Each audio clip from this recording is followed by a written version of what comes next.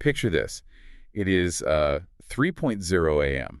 Oh, yeah, the classic midnight hour. Right. You're lying in bed, the blue light of your phone is just illuminating your face, and you are like 17 pages deep into a Reddit forum. Searching for literally anything. Exactly. You're trying to figure out if, eating a pineapple core will magically help an embryo implant. It is a very specific, yet honestly incredibly common kind of midnight panic. Yeah, and if you are listening to this right now, you might know that panic intimately. Oh, for sure. Because when you step into the world of fertility treatments, you are suddenly handed, well, a second full-time job. A very stressful full-time job. Totally. You are juggling morning monitoring ultrasounds before the sun is even up. Mhm. You're setting like 5 different phone alarms for complex medication schedules, and you are carrying this massive, invisible emotional weight. Yeah, I mean, the physical toll is intense, but the mental gymnastics of trying to decipher what you should actually be doing outside the clinic doors, that's often what breaks people down. Which is usually when the wellness advice starts rolling in from well-meaning friends. Oh boy, here we go. You know the ones, just relax and it will happen. Or try drinking this specific root tea. Or my favorite, have you tried positive visualization? It is exhausting. I mean, you are dealing with complex reproductive endocrinology, Right. and you are being handed the equivalent of a generic pastel-colored greeting card. That is the perfect way to describe it. It's so frustrating. Vague encouragement is probably the absolute last thing someone in the middle of an IVF cycle wants to hear. So true. So today, we are going on a deep dive into how that landscape is fundamentally changing. And it really is changing. It is. We are exploring how telemedicine is evolving away from those vague wellness tips and turning into something highly precise, something rigorously data-driven and incredibly specific to your biology. Which is such a relief. It really is. Our source material for this deep dive is a clinical overview of the telemedicine fertility care model used by the Berkley Center for Reproductive Wellness, which is based in New York City. Right, and they do some fascinating work. They really do. They map out what an integrative telemedicine consultation actually looks like when it is designed for, complex reproductive histories. And looking through their model, the very first thing they eliminate from the equation is guesswork. Thank goodness. I mean, holistic care in this context has absolutely nothing to do with throwing darts at a board. Okay, let's unpack this, because usually when people hear integrative or holistic medicine, they assume like a dichotomy. A total split, yeah. Right. You either choose the sterile Western medicine clinic with the lab coats, or you choose the holistic Eastern medicine practitioner with the herbs. Like you have to pick a lane. Exactly. You pick a lane. But the Berkley Center framework isn't about choosing sides at all. It is engineered for these two worlds to essentially read from the exact same textbook. That is the foundation of this entire model. A true integrative consultation doesn't start with a holistic provider asking about your general vibes. Right. No aura readings here. No, not at all. It starts with a microscopic review of your existing Western medical file. I mean, the blood draws, the genetic tests, the ultrasounds. They want all of it. Every piece. They are relying on the heavy machinery of Western diagnostics to tell them what the internal landscape actually looks like. Yeah, the text calls it building the clinical picture. Yeah. And the list of what they review is intense. It's very thorough. We are talking about ovarian reserve testing, which usually includes AMH and FSH levels plus antral follicle counts. Let's pause there, actually, because those acronyms get thrown around a lot in fertility clinics. Oh, constantly. Yeah, so if we break that down, AMH, or anti-Mullerian hormone, is essentially a proxy for the size of a woman's remaining egg vault. Okay, so it's like a stock check. And FSH, follicle-stimulating hormone, that's basically the signal from the brain yelling at the ovaries to produce an egg, right? It's a great way to put it, yes. So if the brain has to yell really loud, meaning the FSH level is high, it tells the doctor the ovaries are becoming resistant to the signal. That is a highly accurate way to look at it. The brain cranks up the volume when the ovaries aren't responding. I got it. And an integrative practitioner needs to know that volume level. They also review prior IVF or IUI cycle summaries. Right, because the history matters. Exactly. It isn't just about baseline hormones. It is about historical performance. Like, how did your body respond to stimulation medications 6 months ago? Or what was the exact millimeter thickness of your endometrial lining before your last transfer? Precisely. They need those exact numbers. And it doesn't stop with the female partner either. The source highlights a really heavy emphasis on male factor diagnostics. Which is so important. Right, because frankly, that seems to get sidelined in a lot of standard conversations. Yeah. Like, the female partner undergoes months of invasive probes, Oh, yeah. while the male partner just provides a basic semen analysis and is told he's fine. But this integrative review looks at sperm DNA fragmentation. Which is a critical piece of the puzzle. I mean, a basic semen analysis tells you if the sperm are swimming and, what they look like. The basics. Right. But DNA fragmentation tells you if the actual genetic cargo inside the sperm is intact. Wow. You can have a perfectly normal-looking sperm cell delivering a torn instruction manual to the egg. A torn instruction manual. That's a powerful image. Yeah, and that leads to poor embryo development or even miscarriage. So the integrative provider is sitting there looking at the torn instruction manual, the volume of the brain's FSH signal, the thickness of the uterine lining. Taking it all in. It reminds me of like a complex home renovation.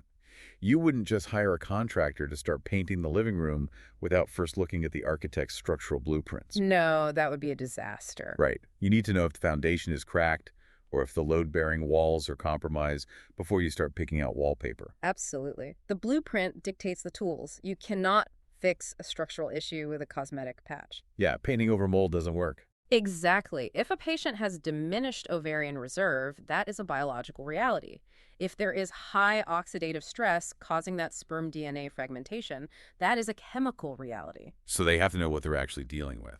The integrative consultation only moves forward once that blueprint is entirely understood. Okay, so assuming the Berkley Center expert has reviewed this massive stack of Western blueprints, we move to the interventions, the actual tools. Right, the fun part. And reading through how they apply traditional modalities like acupuncture and herbal medicine, it totally shatters the stereotype. It really does. This isn't about lighting a candle and relaxing. Not at all. The application here is strictly clinical. Let's look at acupuncture, for example. Okay. In a neighborhood wellness spa, acupuncture might be used to, help you unwind after a long week. Sure, maybe play some pan flute music. Right.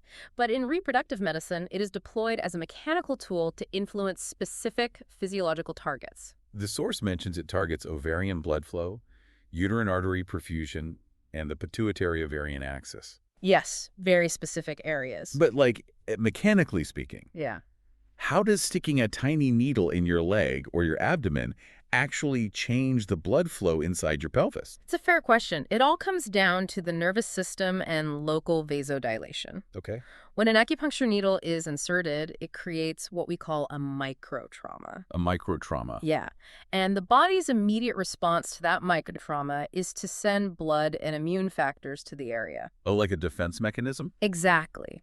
By selecting very specific neural pathways, the practitioner is essentially tricking the nervous system into shifting out of a fight-or-flight sympathetic state. And into a rest and digest state. Exactly. Or in this case, rest and reproduce, a parasympathetic state. So it's actively dilating the blood vessels that feed the ovaries and the uterus. It is physically widening the highways, basically, so more oxygen and more nutrients can reach the tissue. You've got it. The tissue that is actively trying to grow a follicle or sustain a lining. That makes so much sense. And because it is a mechanical process, the timing is deeply specific. Oh, really? Yeah. If you are prepping for an IVF retrieval, you don't just get acupuncture whenever you have free time on a Tuesday. It's not just a drop-in appointment. No. The protocol is tethered to exact clinical milestones. The stimulation phase requires a completely different approach than the days immediately leading up to the egg retrieval. And for an embryo transfer, they probably time it to optimize that uterine lining right before the embryo is placed. Exactly. The protocol changes entirely based on what phase of the biological project you are currently in. Wow. And the same rigor applies to the customized herbal medicine, too. Yes, absolutely. Because the text makes a sharp distinction here. Herbal medicine in this context is not a dietary supplement. You're not even close. You are not meant to wander down the aisle at a pharmacy, see a bottle labeled fertility blend, and just hope for the best. Right, because those blends are basically the pharmaceutical equivalent of a shotgun approach. A little bit of this, a little bit of that. Exactly. Just hoping something hits the target. Whereas a prescriptive herbal formula is more like a sniper rifle. It is customized pharmacology based on that Western blueprint we talked about. So it's super targeted. Yes. The plant compounds, the phytochemicals, are selected to drive specific biological reactions. Let's run a hypothetical based on the source material to see how that actually plays out. Okay, let's do it. Say I am patient A. My Western workup shows diminished ovarian reserve, My AMH is low, my egg vault is nearly empty. What is my herbal formula trying to do? So for patient A, the goal isn't to magically create more eggs. Because that's impossible. Right, that is biologically impossible. The goal is to optimize the environment for the eggs you do have left. Okay. The herbal formula would focus on upregulating antioxidant enzymes and supporting cellular energy within the developing follicles. You want to protect them. Exactly. You want to protect those few remaining eggs from cellular damage before they are retrieved. Got it. Now, what if I am patient B? I have plenty of eggs, but my reproductive endocrinologist just canceled my frozen embryo transfer because my uterine lining won't thicken past 5 millimeters. Ah, that's a tough situation. Yeah, it's too thin for an embryo to implant. So what then? Patient B needs a completely different set of phytochemicals. So the previous formula wouldn't work at all? No, it would be useless. Yeah. Patient B's formula would focus on compounds known to encourage endometrial proliferation and improve local microcirculation. Because you'd be treating the wrong structural defect otherwise. Exactly. You'd be reinforcing the roof when the foundation is what's cracking. Precisely. Yeah. And if we bring in patient C, the male partner with the high sperm DNA fragmentation we discussed earlier. Right, the torn instruction manual. Yes. His formula is entirely focused on combating oxidative stress in the testicular microenvironment. It is highly, highly individualized chemistry. Okay, but let's be real for a second. Sure. This brings up a massive logistical hurdle. I think I know where you're going with this. You are describing highly customized acupuncture and complex clinical herbalism. But the Berkley Center model we're looking at is a telemedicine consultation. Right. You are talking to this expert through a webcam while sitting on your couch. How are they possibly doing acupuncture on you through a computer screen? They aren't. And that is actually the brilliance of this model. Okay, I'm listening. The telemedicine consultation is not about the physical execution of the treatment. It is about decoupling the cognitive diagnostic work from the manual labor. Oh, so I'm paying for the brain, not the hands. Let's frame it that way, yes. Hi. You are accessing a top-tier diagnostic mind who understands the intersection of Western reproductive endocrinology and Eastern medicine. Okay. They review your file, they do the complex analysis, and then they build the playbook. Oh, I see. I get the master plan, and then I take that playbook to a local practitioner in my own zip code. So I just walk into an acupuncturist in my hometown and say, I am prepping for an IVF transfer in 3 weeks, and here is the exact protocol designed for my specific diagnosis by a fertility specialist. And just like that, the limitation of geography vanishes. That's amazing. You don't have to rely on a local general practitioner who might treat back pain in the morning, migraines at noon, and then try to figure out your complex IVF protocol in the afternoon. Right. They might not have the expertise. You bring them a world-class, custom-designed protocol to execute. They become the hands.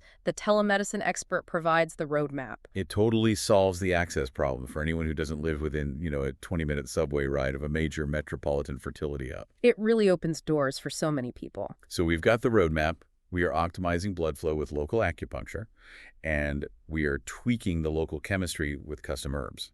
But there is a third pillar in the source material that targets the actual cellular engines of the reproductive system. Yes, you are talking about low-level light therapy, LLLT. Yes. Here's where it gets really interesting. Because we think about oocyte maturation, the journey a human egg takes to get ready to be fertilized. It's quite a journey. It is essentially a biological marathon. Like a woman's eggs sit dormant in her ovaries for decades. Yes, since before she was even born. Right.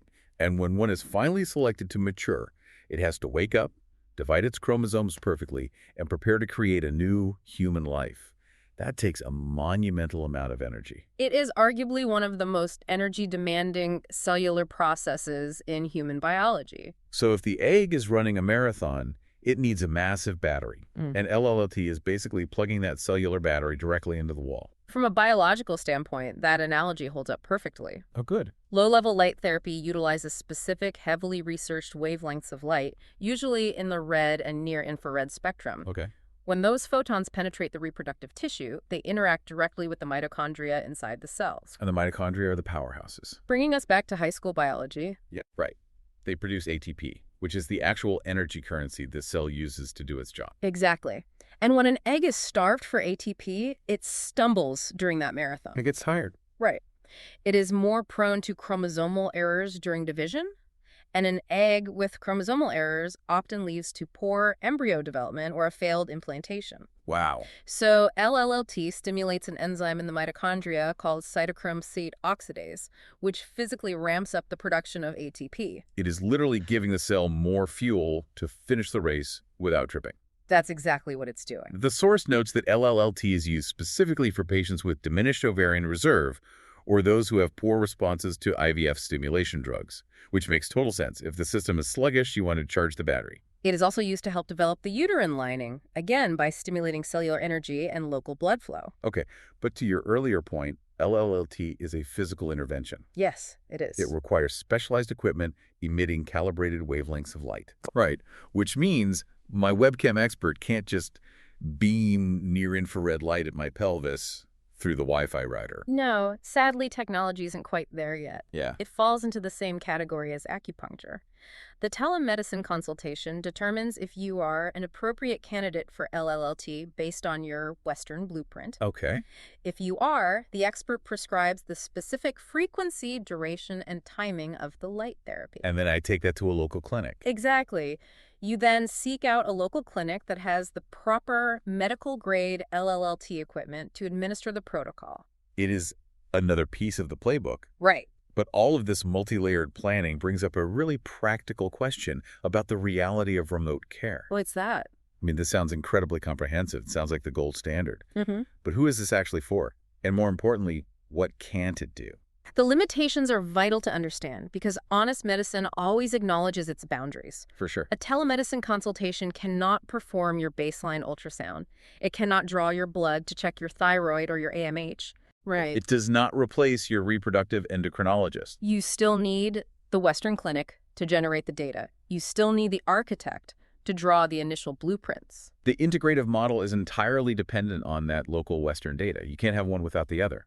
Okay, so who benefits the most from this model? It is highly effective for patients actively preparing for an IVF cycle or a frozen embryo transfer, where the timeline is tight and the stakes are high. Makes sense. It is also deeply valuable for patients with a history of recurrent implantation failure or early loss who really need a microscopic look at variables that might have been missed. The source specifically calls out endometriosis, too. Yes, endometriosis is a big one. Because endometriosis creates a highly inflammatory environment in the pelvis, which is incredibly toxic to both eggs and sperm. It is. You need a targeted strategy to lower that inflammation, not just a suggestion to eat more spinach. Exactly.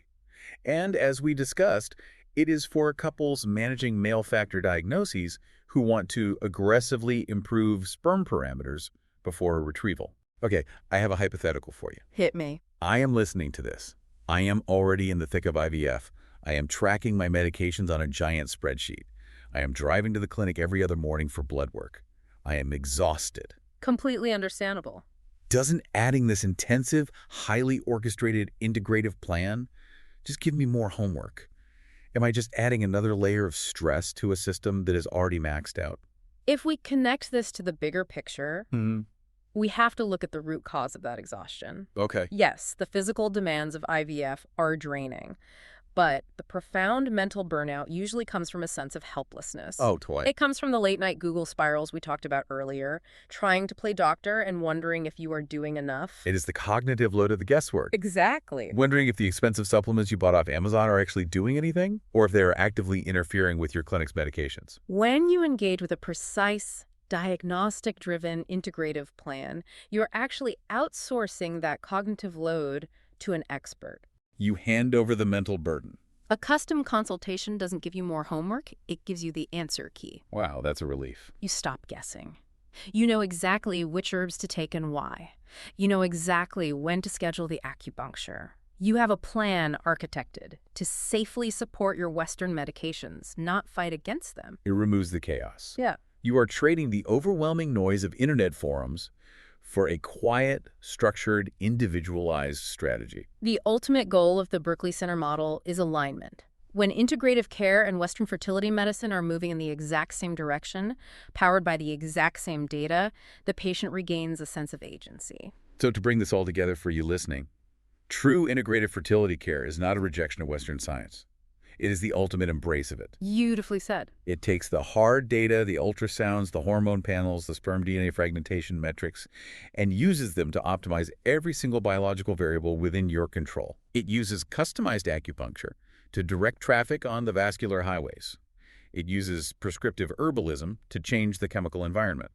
And it uses therapies like LLLT to charge the cellular batteries. Everything working together. And thanks to telemedicine, you can access the architect of that master plan from your kitchen table, no matter where you live. It bridges a massive gap in modern healthcare.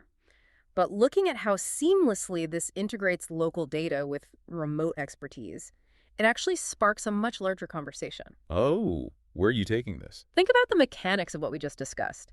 Taking localized, highly physical Western diagnostics, transmitting them to a remote expert, and receiving a comprehensive, systemic protocol to heal the underlying environment. Yeah. If this model works so effectively in a field as complex and hormonally volatile as reproductive endocrinology, could this become the new gold standard for other systemic conditions? Oh, that is a fascinating leap. Imagine applying this exact telemedicine framework to autoimmune diseases or complex systemic chronic pain syndromes. Conditions where local doctors often rely on symptom management just because they don't have the time to do a deep dive integrative analysis. That's a great point. What if patients with rheumatoid arthritis or Crohn's disease could upload their localized lab work and receive a customized, multifaceted playbook from a world-class expert thousands of miles away? It completely redefines what a second opinion actually means. You aren't just getting another doctor to look at the same meds. You are getting a master strategy for how to support your body chemically, structurally, and cellularly. It's a total paradigm shift. It brings us right back to that 3.0 a.m. panic we started with. Instead of standing in the dark, scrolling through forums, hoping you stumble onto an answer, you are handed the blueprint. You know what to build? Exactly. You know the exact state of your foundation, and you have the precise tools to build something stronger. It changes the entire paradigm of how we heal.